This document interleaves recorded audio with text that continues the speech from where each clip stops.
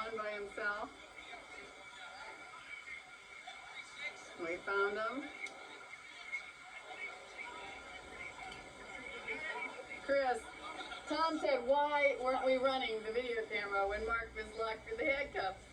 Oh, really? That would have been good. He said that would have been worth the whole week of tape that we had. This morning, Mark, he locked the handcuffs. Bradley's handcuffs. And they're going to have a pair of handcuffs in their car. They're Bradley's. And Mark put them on after Bradley warned him that he had no teeth.